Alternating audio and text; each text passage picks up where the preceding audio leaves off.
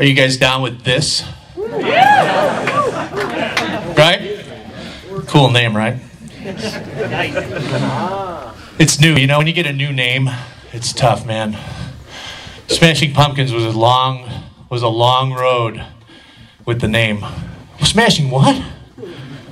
What? The Smashing Pumpkins. What? Oh man. And your relatives too, right? Like your aunt. Your aunt at the holiday dinner. And you got a picture, okay, 1988. I got like flame red hair, manic panic hair down to here, like a thrift store leather coat, and like jeans with like patches. I look like a roadie from Pearl Jam or something. And so then they're like, oh, so Jimmy's in a band now in Chicago, yeah. What's it called? The Turnips? Oh, Smashing Pumpkins. What? Oh, I was telling him about your band, the Grapes, right? Like, but, you know, as fate would have it, the band surmounted the obstacle and climbed to the top, and even with the name. And and a good story was we got a letter from when we first signed at Virgin, like 91. We got the whole thing like, man, record company loves your music, but they want you to change your name. Right? I mean, that's really like, that's the equivalent of like, hey man, when we go into this restaurant, don't tell anybody you're my brother, all right? Really, that's kind of the business equivalent of that. It's really sad.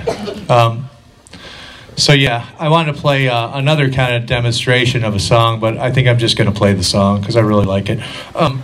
Sorry. You can tell I'm a drummer, cough into the mic. So I had this song, Newer Waves. Has anybody heard that song? No? It's off my solo record.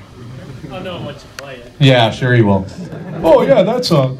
But I had, so let me just play, I'll do the same thing. I'll just play you the part, but I won't take so long this time, I promise, to get to the good part. So I'm glad you liked this song. It really makes me happy. Thank you. It's so fun, you know, I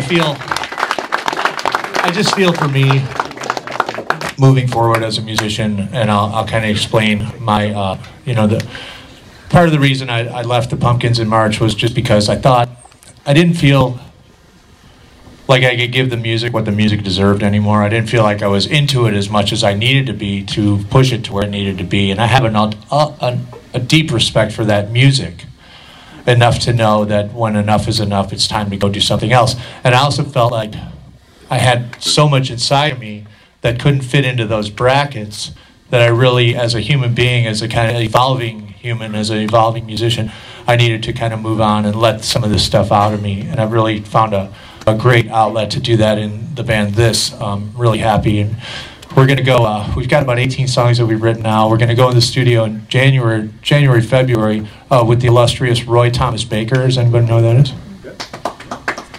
Roy Thomas Baker produced Bohemian Rhapsody. Does anybody know that song? Oh, that guy. Oh, cool. Actually, Roy and I got to be really good friends on the Zeitgeist sessions, and Roy's going to come and help us out. Rumor has it. So I'm excited about that. That you can see in the distance, that's where you want to get to, and the rest is kind of easy. Once you have a vision of where you want to take it, you'll get there. I used to tell this story at the clinics I did a couple of years ago. I told this crazy story that I heard in California when I was living out there. I hated California because it never snowed, and you can musky fish in California. That's how you know that they're a bunch of losers, because there's no muskie or northern pike in the whole state. I love to musky fish. That's my other passion. Nobody in Wisconsin musky fish. I caught one on accident one time. That's what I always get. I was fishing for something real, and I caught one on accident. But I was watching the news, and it was during the LA fires.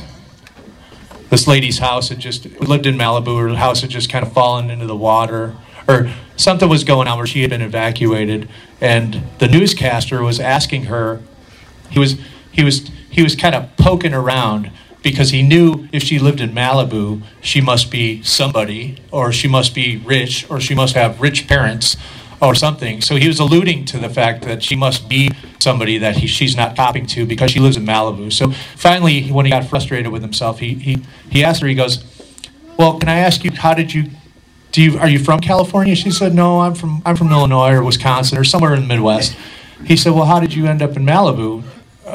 Thinking that she was going to say, well, you know, Francis Ford Coppola is my uncle and he gave me this house because obviously I'm a worthless piece of you-know-what and I could never get it on my own. So I started watching it, and she goes, you know, I'll tell you, I came out here when I was in college and I fell in love with this area. And she goes, when I was 20, I wrote Malibu Beach House on a piece of paper and I shoved it in my purse. And she said, 10 years later, I lived in Malibu. And that's all I did. So I thought that was good. And that's kind of something we can all do for our own selves. We can write what it is success looks like to us on a piece of paper or whatever, or in the sky or on a balloon or whatever, and just remember that, and your spirit will lead you to that place. It really will. Is that a baby?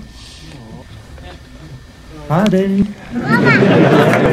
I love babies, but I can't touch them because I don't want any more. I can't even touch the clothes anymore. I've been forbidden.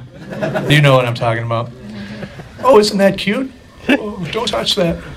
Really, it can happen that easy. So, is this going way over? Is this going way over? No? Okay, good. Time has no meaning up here. Good. So this song, we used to have this song called I Am One, Pumpkins.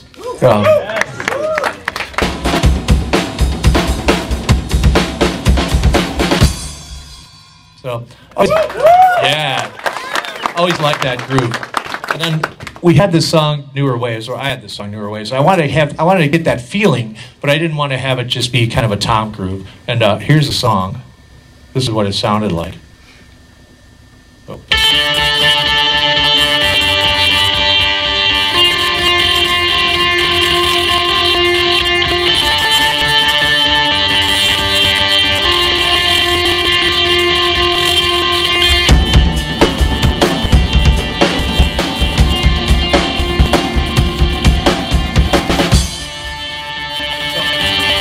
I thought that was kind of weird. So then I tried this. This is kind of cool. I tried this group. More new ways.